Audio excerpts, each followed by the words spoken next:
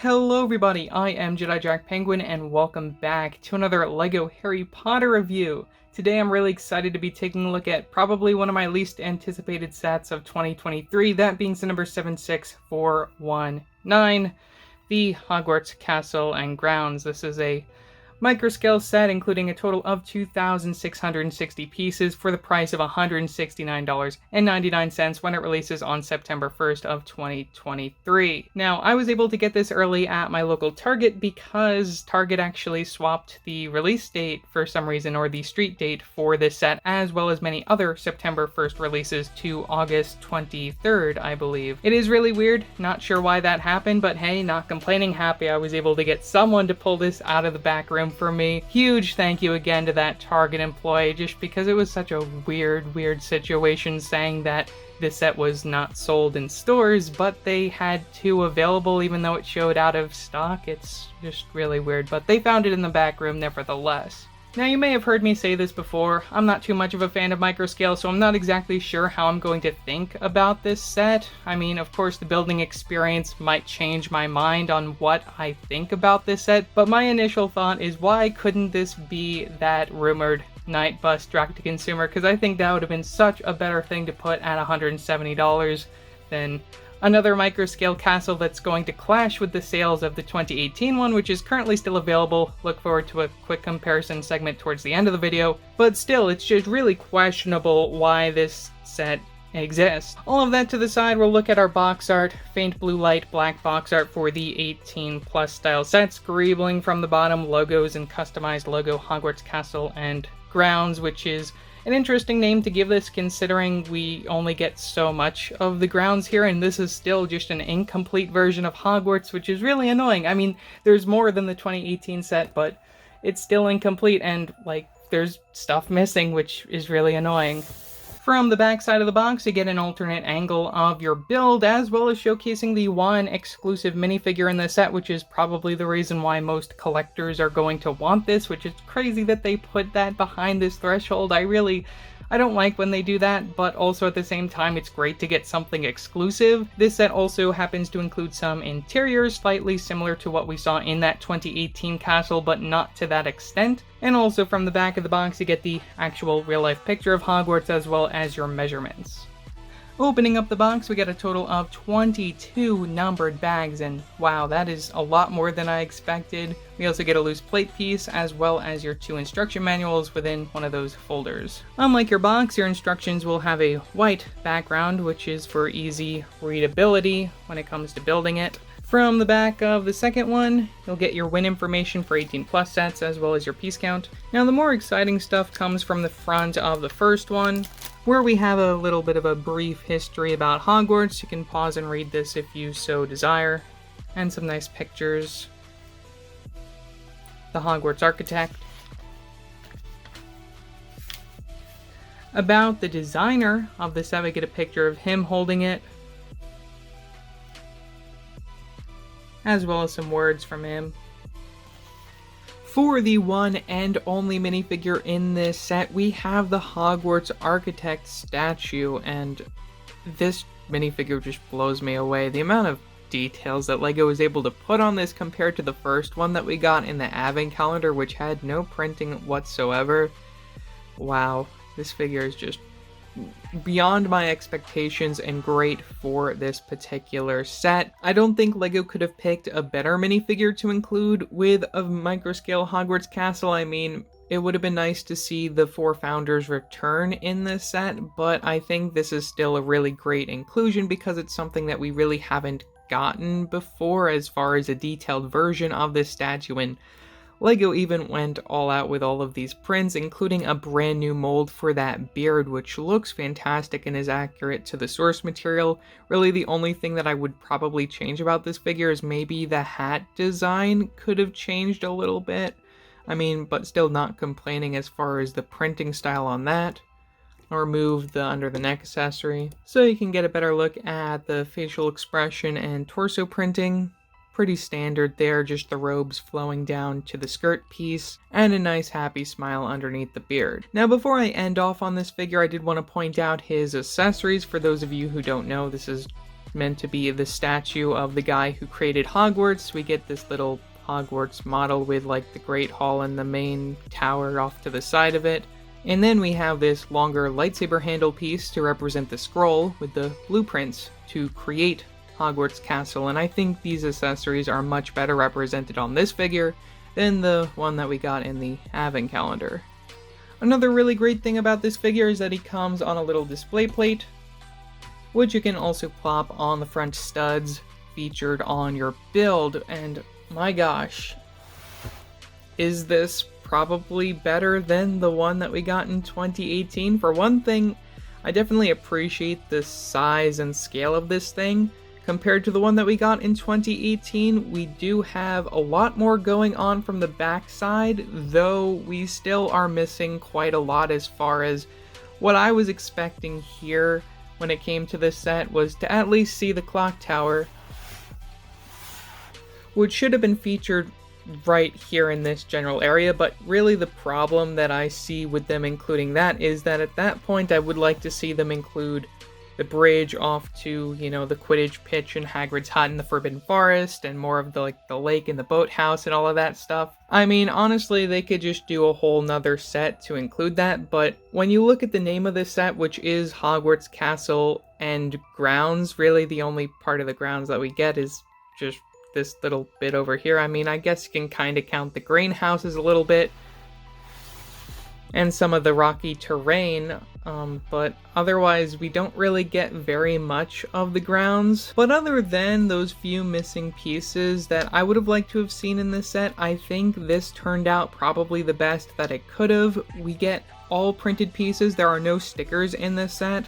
It's done in the same style as a bunch of other LEGO architecture sets where we get a printed nameplate which says Hogwarts Castle on that 1x8 tile. Another thing I really like compared to the 2018 version is the fact that we actually get the water here, and I think it looks really nice, just the combination of the regular trans blue and the lighter trans blue all around. Now to start us off, we might as well look at the small little itty bitty interior bottom parts, or at least the underground of Hogwarts that LEGO is so kind to include. First section I wanted to talk about is the potions classroom, where we get another brand new print that you can see here on those 1x1 bricks, which feature various potions on the shelves. We have those 1x1 tiles to represent the student desks, and we also have a cauldron right there in the middle, which I really like that they use the stud with the hole in the center there. You can also see some more prints from the very back. It's just a little hard because it's dark. Another fun little detail from the bottom is the Chamber of Secrets. Now we actually get a print on that headpiece from the very back for the head of Salazar Slytherin, dark brown hairpiece, and the Gandalf beard being used for that, and I think they did a really nice job. I'll also just plop a picture of the facial expression on screen now so you can take a look at what that looks like. We also get those snake head pieces introduced in Ninjago, as well as the dark green snake to represent the basilisk, which we just saw introduced this year within the Indiana Jones theme. Moving right along from the Philosopher's Stone, we have the Devil's Snare, which leads into the room with the flying keys, which we don't get any flying key references unlike the 2018 castle. Small little chessboard. And finally the room with the Mirror of Erised, which I think it's very cute how they were able to do this. As far as the scale goes, I think it works with everything above it. However, when it comes to the 2018 castle, how we got those nano figures, they just look way too oversized within these interiors. It's a little unfortunate. Some other smaller details, aside from the castle, that I appreciate them including are the Durmstrang ship here. It may look a little flat, but I mean, as far as how it looks the way that it should. I also like seeing them use those serving hand pieces in orange for the flags from the very top, and also how they added those slope pieces to represent the motion when it's coming out of the water. I think that turned out really nice. And then all the way over here we have the Beauxbatons carriage, which I'm just gonna remove from its translucent stand, and my gosh, have to appreciate these Pegasuses here using the leaf piece in white, which I believe is a brand new recolor for this set. We also get those antler pieces for the heads of the flying horses. We use the candle piece as the thing that connects it to the overall carriage, which is really cool, and how they also use those stamp pieces for the wheels. I just think it's a really well done build. Second to last outside detail I wanted to appreciate, we have the Whomping Willow clip piece connection just to get the angling of that, and just some of those twig pieces as well as pose pieces to pose the little flying forward angula there, which is surprisingly smaller than the one that we got in the 2018 version, just removing I guess one piece. And finally, I wanted to talk about just the ground and how we have the little trees represented by these little rock pieces in the sand green, and these little ice cream pile-ups in the dark green, which I believe are both brand new recolors for this particular set. As far as the coloring of the grounds, I do really like how they chose this olive green for the grass color. I think it works very well just for like a darker tone of this Hogwarts, as well as both the dark tan and the light gray for some pathways. And I did want to point out one particular building technique using this specialized tile piece, which you may remember from the banners back in March, so it's really cool to see that return, and I think it works very well just to create this pathway. On to the build for the castle itself. We have the boat shed, which is where our first years arrive to go to Hogwarts for the very first time by boat with Hagrid, and we also have the tan leading up to the courtyard before the Great Hall. And you may notice that we have two brand new prints here, one of which for the doors on that 1x2 tile, and then for the clock from the very top on that Nexonite shield piece, and I think that looks really nice how they were able to do that. Pretty small courtyard. Also like how they use those arch pieces which were introduced in the original microscale Hogwarts in this set, so that's pretty cool. You get the entrance hall from the very side, and the actual Great Hall itself, and I like how they did that build, especially the roof from the very top. The roof, I think, turned out really interesting. On to the back side, we have another brand new print on that 1x2 tile piece for the windows. You'll see that as well as the doors appear many times throughout this particular build. As I said before, it is a little disappointing that we don't have the clock tower. That would be like right behind this particular build, but this is one of the main courtyards that you would see a lot within the third Harry Potter film. And I really like how they did the roofs here as well. I just really like those slope pieces. Those are really cool. And just the towers and the attention to detail. And especially how we get these like little entryways, which you can see like all around this, which it's really cool how they were able to do that.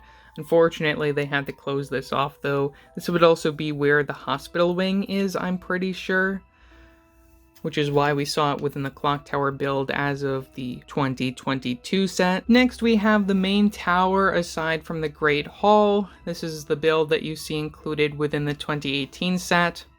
This is also where we get Dumbledore's office, represented with this tiny little pillar off to the side, which is really adorable. One thing I did want to point out is that we are getting the binoculars piece for the very first time in that color. As a whole, really nicely done, and this is also where you would see the moving staircases. Moving right along, we have the viaduct bridge, which LEGO put some notes when you build this that I think are incorrect, because they're actually talking about the bridge that's behind this whole courtyard over here, so it's really confusing. This is also the bridge that LEGO makes, and they actually talk about what they talked about within the instructions. I'm pretty sure all of this happened on another bridge. I might be mistaken, but that's just my thought. We also have the viaduct entrance here, which we get another brand new print on that Nexonite shield piece, as well as another one of those door prints there, and again, just the architecture looks really nice.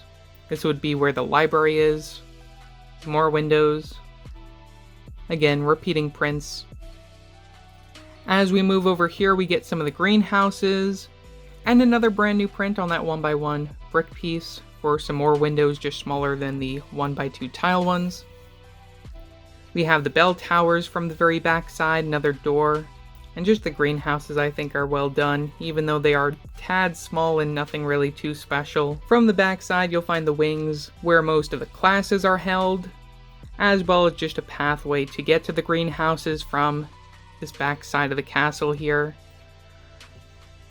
And the tallest tower of Hogwarts itself made its appearance here. We didn't get it within the 2018 set, but here we go. We have the astronomy tower, which is supposed to be the tallest.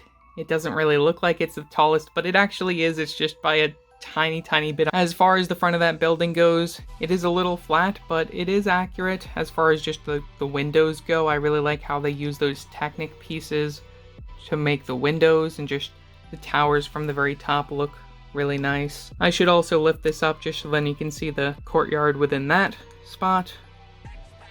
Again, just the attention to detail within this set is really well done, and I think they did a great job as far as just recreating this particular section of Hogwarts. Again, it's just what's missing that's bothering me as far as the namesake of this thing, saying Hogwarts Castle and Grounds and not really getting very much of the grounds. I really was hoping to see Hagrid's hut and the Quidditch pitch at least within this set, but again, a lot of that stuff is really just further out there, so that's probably why it's not included, just trying to keep to this dimensional scale. Before I end off this video, I did want to take a look at this right next to the 2018 microscale castle. Of course, that one's going to be bigger and include a lot more interiors for the actual castle itself, but there are still a few things that cross over between them, and it's also really interesting to see certain things that cross over that are in different spots than you see on this particular castle, though also as far as the building techniques for like the Great Hall and the viaduct entrance, I feel they did a really great job on both sets, though again there are some things missing on that 2018 set just because it's so much bigger. In this one we actually get the full courtyard behind the Great Hall, as well as the wings with the classroom, and even getting the astronomy tower makes this a much better deal as far as getting more of Hogwarts, though still, it's missing stuff, which is annoying, and I really was hoping to see the clock tower also within this build, just because I don't know why they've made it so many times in the regular minifigure scale, but they refuse to include it within these microscale sets. One other thing that I think the 2023 version has going for it is the size, and I think this is a great size for a desk or a table, or just, it's really easy to display this thing compared to the 2018 version, which you'll need a whole lot more space for. I mean, you can break that one into two pieces, but this set I think has great opportunity as far as displayability. Another bonus about this set compared to the other one is that there are no stickered pieces. This is all prints, all brand new prints, and it's crazy to see how many brand new prints we actually got within this particular set, even on our minifigure, which is fully detailed, and it's amazing to see how much LEGO went through to make that character perfect. So overall, for $170, is this set worth it?